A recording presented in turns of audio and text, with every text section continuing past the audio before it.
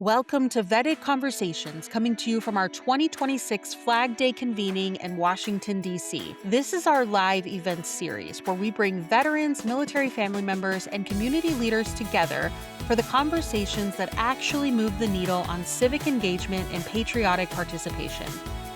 We're your veteran and military family member hosts, bringing you the conversations that matter. So let's get into it.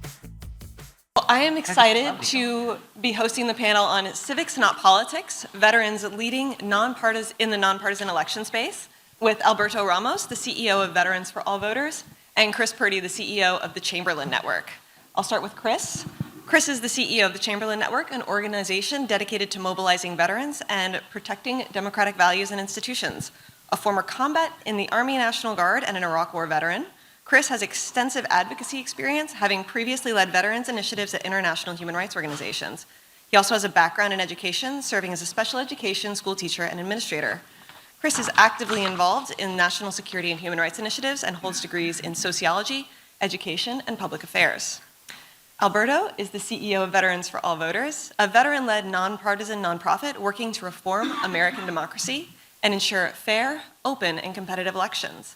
Alberto began his career as a U.S. Navy submarine officer, completing multiple overseas deployments, and after leaving active duty, was selected as a White House Fellow, led candidate recruitment at New Politics, and served as a presidential appointee at the U.S. Department of Veterans Affairs. He is a graduate of the U.S. Naval Academy and earned graduate degrees from the Harris School of Public Policy at the University of Chicago and the Wharton School at the University of Pennsylvania. All right. And props to Ingrid, too, for hosting this panel. Thank you. Yeah. All right. Okay, we're going to start off. We are going to be looking at how trust in American institutions is facing mounting pressure. Veterans and military family members have become one of the most credible voices in helping to diffuse some of the tension in the American civic landscape. Veterans for All Voters and the Chamberlain Network are harnessing that credibility in election administration. So what I want to talk about, poll after poll, is showing that veterans are among the most trusted figures in American public life. How do your organizations leverage that trust, and how do you make sure that it does not get exploited for partisan ends? Sure. Well, thanks again for having me all here. We have a philosophy at the Chamberlain Network that the more proximate a veteran is to their community, to the people around them that we're trying to educate and bring into civic engagement, the more valuable that is. So as much as I love seeing veterans and senior leaders on national TV talking about national issues, what we are trying to do at the Chamberlain Network, and I think what Alberto was doing at Veterans for All Voters, is organizing those peer-to-peer connections, people in their communities, people in the families. How do we get to someone's dinner table at Thanksgiving to talk about the issues that we're talking about? How do we train them? So that's what we do. We train and equip our veterans. We put them out in communities across the country and families across the country, and we're disciplined about it. And an example about this is we started this project with a number of other different organizations outside of the veteran community, faith leaders, business leaders, called the Halo Project. And the idea is to get veterans and these community members engaged in celebrating elections, making people feel safe and comfortable in a joyous atmosphere around elections. And we had somebody come to a block party in Atlanta last month with a partisan, political pin, and he didn't think anything of it. And I said, "Hey, Ed, love you. Can you take that off?" Right? And so we had a disciplined approach to how we were communicating with our attendees to this event, so that we got the atmosphere right. So I think that's how we do. And one thing I do want to say, though, is we're not partisan. We don't want our people to be partisan, but we do want them to be engaged in the political process, engaged in the civic process. And that is a really, really hard thing to do in this current environment, especially when elections have become so politicized. It's very difficult. Yeah, I have a very similar answer. We talk all the time at Veterans for All Voters about our mission and values. Almost every single day, we talk about our value to operate above the partisan fray. That means not responding to the 24-hour news cycle, which I think is overly divisive, talking about things that don't actually move the ball forward when it comes to our mission set. But it also means looking for veteran messengers who believe in the same. we reference all the time this great research that We the Veterans contributes to, several other organizations contribute to also, that shows that veterans participate in their communities. They are more highly civically engaged than any other cohort. We volunteer at higher rates, we vote at higher rates, run for office at higher rates. Your Little League coaches, your faith leaders, so many of those people are veterans and military family members. And for me, that's the magic, that's the secret sauce. It's like you are engaged in your community in a way in this moment when the social fabric of our country feels like it's sort of falling apart. Veterans and military families aren't doing that. They are sort of the backbone of what that social fabric looks like. And so that isn't a partisan thing. It's like I am neighbors with this person who I care a lot about. I might disagree with them fundamentally about everything, but I want to see their kids be safe. I want to see them healthy and happy. I want to see them at Little League practice or at my church or synagogue or whatever it may be. And I love the fact that veterans and military family members are so intrinsically intertwined with the fabric of our community. Absolutely. And the study that Alberto referenced is the 2025 Veteran Civic Health Index, which we put out last year with the National Conference on Citizenship. And if you're looking for that quantitative data that demonstrates that veterans are civic assets, I can't recommend checking out that study. Alberto, could you also speak a little bit about the Oath Project that Veterans for All Voters did and how the oath to the Constitution, not a party or a candidate, frames your approach to civics at Veterans for All Voters? Yeah, so actually both of our organizations had these oath challenges trying to get veterans to retake the oath of office, this time as civilians. We had hundreds of people do this on camera, retake the oath of office, and then we asked them to reflect for 60 seconds on what it meant the first time when you were in boot camp or at your recruiter's office or wherever it was that you took this oath of office. What were you thinking back then? What did it mean to you back then? And what does it mean to you today? And I can't tell you the number of deeply emotional reactions.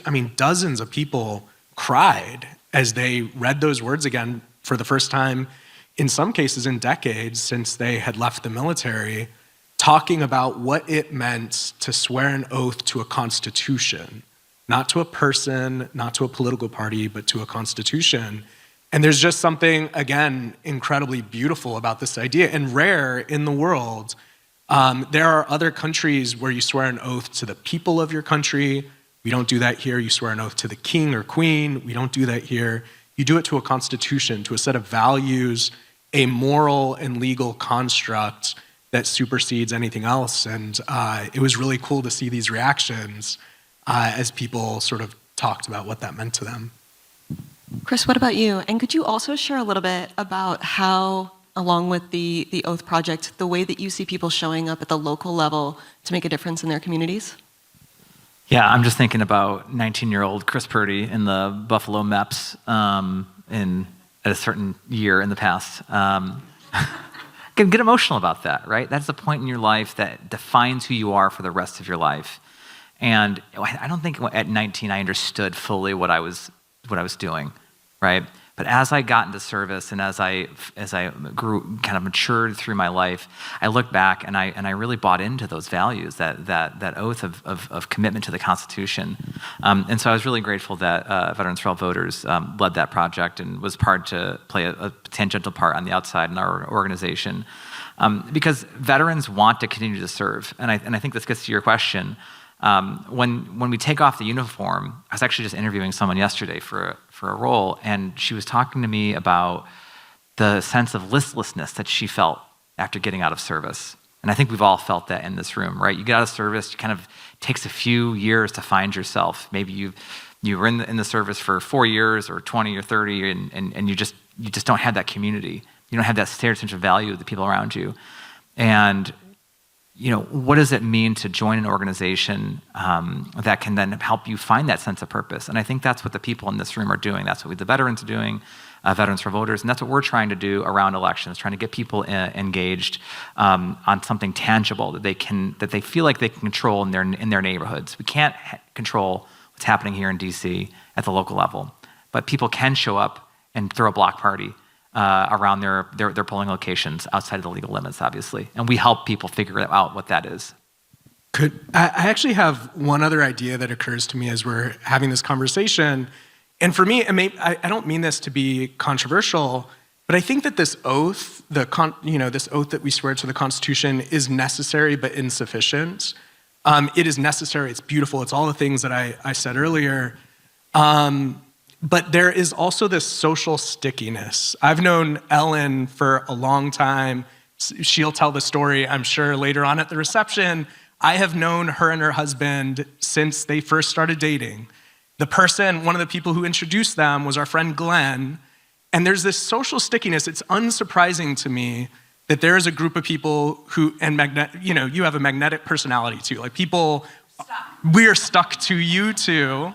But that so many people within this community, within this room right here, feel called to this work. And the oath is definitely a part of it.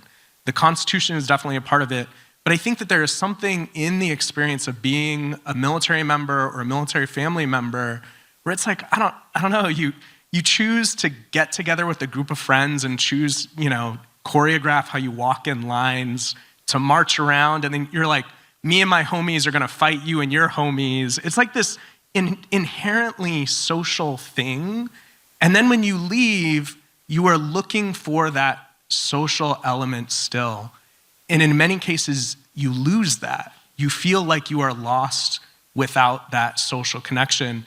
The oath provides sort of a North Star about what that looks like, a mission that you might want to accomplish.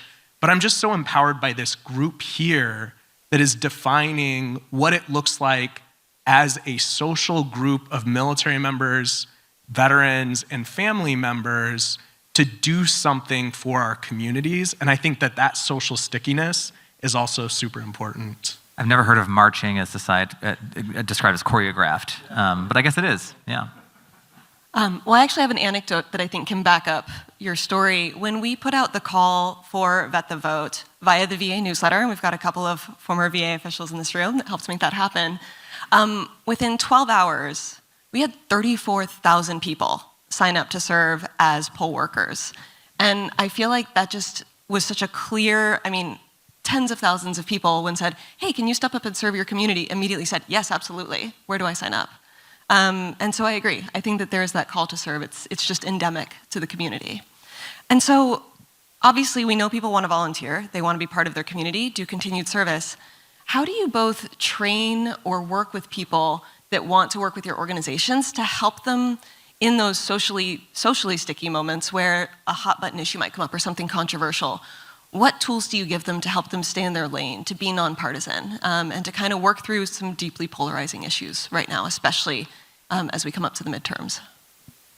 So at the Chamberlain Network, we have a ladder of engagement. We do monthly leadership calls. For anyone who's on our newsletter, you can sign up and we'll send you a link and you can come and learn about the various skills that we're talking about. Then we have biannual convenings where we bring veterans together and give them a little more intense training, communications advocacy, how to build talking points, how to power map your community and speak to your representatives at the local level. And then we've also launched a fellowship that is our top tier of engagement. So at that point, we are following veterans, about half a dozen for 9 months, and giving them really intense trainings on various projects they want to build. And these projects are really impactful. Like, one person, he has a mission to get everyone in his little town in Connecticut a passport, because he's concerned about legislation that might, require someone to have a passport. And whatever you think about that one way or the other, the reality is that most Americans don't have passports. And so he says, all right, well, I'm gonna go do something about that. So he's organizing passport fairs at his local library. Another woman is organizing, she's from the tech sector, and she's seeing a real lack of veteran voices in tech ethics. And so she wants to create an organization that kind of brings the veteran voice into that and offers that perspective of veterans who are technologists to organizations. And so we're helping her create that organization. And so that's kind of how we build that. And I've lost my train of thought as I got kind of caught up in that story. What was the other part of the question? We're looking about how you work with them to ensure that they know how to stay on message and feel prepared to deal with hot button controversial issues. Yeah, well, it's talking points. We at Chamberlain Network are very good at putting out communications guides. We have a rapid response capacity in-house that if something happens at 5 o'clock on a Friday, which it often does, we will put out a communications guide within a few hours to the broader public, to you all, to the grass tops, but also to our veterans and say, hey, this thing happened. This is how you talk about it in church on Sunday. This is how you talk about it at the baseball game on Saturday morning. So we do that pretty quickly. I have a question for this group. Raise your hand if you think our democracy is working as intended. That's it. That's the only question I have to ask. Republican, Democrat, Independent, I think just about everybody agrees this ain't working. Like there have to be better ways in which we talk to our neighbors, better ways in which we engage with our political process, and better ways in which we hold our elected leaders to account. And so for us, like our mission at least, in creating systemic solutions to gerrymandering or money in politics, thinking about election innovations that will make our system more representative, more participatory, and most importantly, will hold elected leaders to account. That is nonpartisan on its own. It's cross-partisan. If anything, it is anti-partisan. If you live in a blue state, Democrats hate it. If you live in a red state, Republicans hate it, because it takes away political power from those two major parties and gives it to the people. And so when it comes to our mission and the things that we're working on, it's pretty easy to maintain sort of that nonpartisan credibility. Again, I'm kind of going off script for us as an organization. I actually think when it comes to those hot button issues, whatever brings you to our cause, you might care if you're a conservative about balancing the federal budget. If you're a progressive, you might care about climate change, gun violence, education, whatever the thing is that brought you to this work, I want you to remain passionate about that. But these intractable issues don't get solved under our current political system. So let's solve the political system, and then you can advance the things that are hard in this country. So I want people to be passionate. I want them to be advocates for the things they care about. And the last thing I'll say, and then I'll get off my soapbox here, is I do think that the veteran service organizations have a real responsibility to think about this. The veteran voice has been diminished in politics because of these systemic issues, because of gerrymandering especially, but money in politics, the primary problem, everything else. And they cannot effectively advocate for veterans if this system is not fixed. I think that IAVA gets it. I think the DAV gets it. And I think that the other veteran service organizations, I would call on them to work on figuring out the ways in which you empower the veteran and military family voice. I know we just got the flashing 5, but can I just add on to that? Because I think Alberto's really onto something, talk about hot button political issues, right? I love my VSOs, right? I'm a member of the VFW, very proud life member. But they need to get more engaged in our national issues around civics and political engagement. The veteran voice is incredibly powerful. Look what this community did over the winter when it came to the IFR that came out about disability ratings. If you remember, there was an interim final rule that came out that would have drastically adjusted the way disability ratings were kind of calculated and processed, oversimplifying it. The community rallied within a week. We got that IFR pulled. Why can't we have that same commitment and unity of voice around elections, around securing and making sure that our elections are safe, free, and secure, and trusted? That's the biggest thing that we're going into this year. We want to make sure that people feel like elections matter, they mean something, and that the winner, whoever it is, that is respected. And I think that the VSOs need to do a better job, frankly, speaking out on those things. So I'm getting a little spicy, I don't know. No, I like it. We welcome it. All right. Well, last question, again, another hot button topic. How are both of your organizations thinking about mail-in voting and especially issues related to Ocava in light of the ongoing, there's a Supreme Court case right now dealing with it. It's in the news a lot for better or worse. What are your organizations doing to ensure access to vote? Yeah, so this is actually where our two organizations work most closely, is on protecting mail-in voting for military families, for people overseas, for the UOCAVA vote, as you mentioned. So we have a really close collaboration in figuring out how we protect this. There's a Supreme Court decision right now, Watson versus RNC. It's fascinating. The Republican Secretary of State of Louisiana is saying mail-in voting is incredibly important to rural voters, to disabled voters, to people across the state of Louisiana, and they're being sued by the Republican Party. So you have Republicans sort of fighting against Republicans on this issue. We're watching it really closely. I think maybe Thursday we might see a ruling dropped. If not then, by the end of the month, we'll see a ruling dropped here. And we want to make sure we understand what it looks like to vote by mail, because you have to do it when you're in the military. Even if you never deploy, you're in a state probably that you didn't grow up in, that you don't claim residence to. So we understand why. It's just like common sense. It works for us while we're in the military. If I live in rural Nevada, it works for me there too. And we want to make sure that people understand it's a safe and secure system from which you might vote, using the veteran voice to talk about that. Yeah, and the Watson case that Alberto mentioned is about the deadline for mail-in ballots. And the military community is disproportionately affected when it comes to ballots coming in to their election offices late. I think 1 out of every 8 UOCAVA or overseas military ballot is affected by this. They arrive after the deadline. Diego's in the back. He can fact check me. He's the expert here.